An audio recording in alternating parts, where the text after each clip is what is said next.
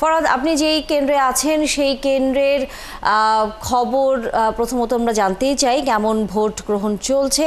আর নিশ্চয়ই আপনার কাছেও খবর এসেছে যে দু একটি কেন্দ্রে, যেমনটা আমাদের আগের সহকর্মী বলছিলেন যে ভোট বন্ধ রাখা হয়েছে, বা অনেক সাধারণ শিক্ষার্থীরা বলছিলেন যে ভোট কারচুপির কথা তারাও শুনছেন। এই বিষয়টি নিয়ে আসলে আপনার কাছে কোনো তথ্য আছে কিনা? তাহলে ভোট কারচুপির কথা যদি বলি, আসলে এই নির্বাচনগুলো ঘিরে এরকম অভিযোগ থাকে। তবে এবার জাকসু নির্বাচনে আমরা দেখছি কিছু অভিযোগ আছে।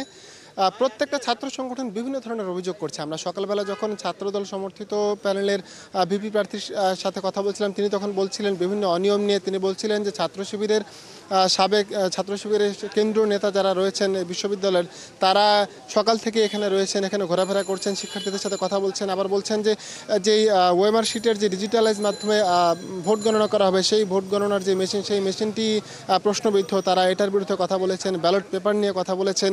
নির্বাচনে সার্বিকভাবে প্রার্থীদেরকে ম্যানিপুলেট করার, ভোটারদেরকে ম্যানিপুলেট করার কথা বলছেন। আবার ছাত্র শিবিরও কিছু অভিযোগ জানিয়েছে। কিছুক্ষণ আগে আমি যেখানে দাঁড়িয়ে রয়েছি কলা ভবনের পাশে, এখানে বাংলাদেশ গণতান্ত্রিক ছাত্র সংসদ নির্বাচন সমর্থিত যে প্যানেল রয়েছে, তারা ব্রিফিং করেছেন, তারাও বিভিন্ন অভিযোগ করেছেন। সেই অভিযোগগুলো একটু শুনতে চাই।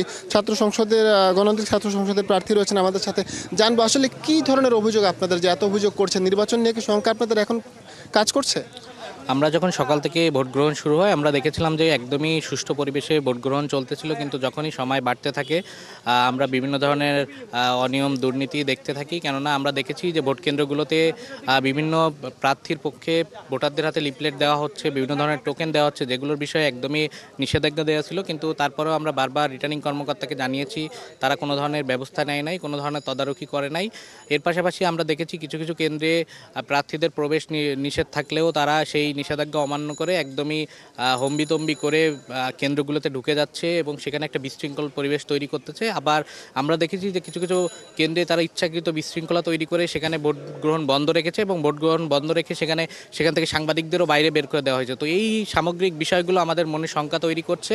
তারপরে আমরা নির্বাচন কমিশনকে আহ্বান জানিয়েছি যে এখনও সময় আছে, আপনারা একটা অবাধ, সুষ্ঠু এবং নিরপেক্ষ নির্বাচন বিশ্ববিদ্যালয়ের শিক্ষার্থীদের উপহার দিন।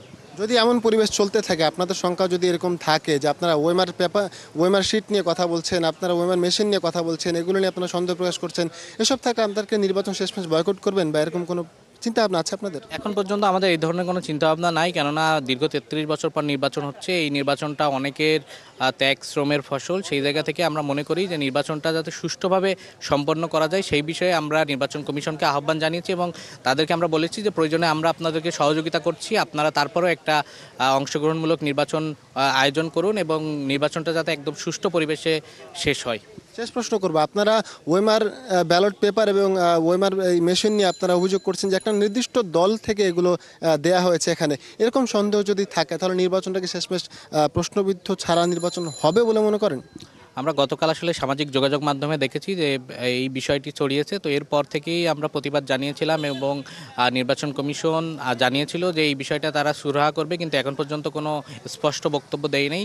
এবং আরও একটা বিষয়, তারা শুধুমাত্র মেশিনের মাধ্যমে ভোট গণনার কথা জানিয়েছিল, আমরা সেটারও প্রতিবাদ জানিয়েছিলাম, কেননা মেশিনের মাধ্যমে করলে আমাদের পরবর্তীতে ক্রস চেকের সুযোগটা থাকবে না। সেই জায়গা থেকে পরবর্তীতে তারা সিদ্ধান্ত নিয়েছে যে মেশিন এবং ম্যানুয়ালি দুই মাধ্যমেই তারা ভোট গণনা করবে। এবং এখন পর্যন্ত আসলে জামাত নেতার প্রতিষ্ঠান থেকে যে ওএমআর শিট নেওয়ার বিষয়টি এখন পর্যন্ত যেহেতু তারা কোনো বক্তব্য দেয় নাই, আমরা তাদের বক্তব্য পেলে তখন এই বিষয়ে বলতে পারবো বিস্তারিত। আপনাকে আমরা কথা বলছিলাম গণতান্ত্রিক ছাত্র সংসদ মনোনীত প্যানেলের ভিপি প্রার্থীর সাথে। পাল্টা অভিযোগ, বিভিন্ন ধরনের অভিযোগ রয়েছে। তবে এখন পর্যন্ত নির্বাচন বয়কটের কোনো প্রশ্ন কেউ করছে না, সম্ভাবনাকেও দেখছে না। তারা সবাই কমিশনকে সুষ্ঠু নির্বাচনের আশাবাদ ব্যক্ত করছেন, তাদের হুঁশিয়ারি দিচ্ছেন সুষ্ঠু নির্বাচন যাতে অনুষ্ঠিত করেন সবাই। এখন পর্যন্ত এই অবস্থা নিশ্চয়ই ফিরবো ফরহাদ আপনার কাছে আবারও অন্য কোনো কেন্দ্রের তথ্য যখন হাতে এসে পৌঁছাবে। এবং একই সাথে যেমন করে আপনি বলছিলেন যে প্রার্থীরা প্রত্যাশা করছেন যে কয়েকটি ঘটনা ঘটছে এরই মধ্যে, তার বাইরে গিয়েও হয়তো নির্বাচনটি সুষ্ঠু হবে।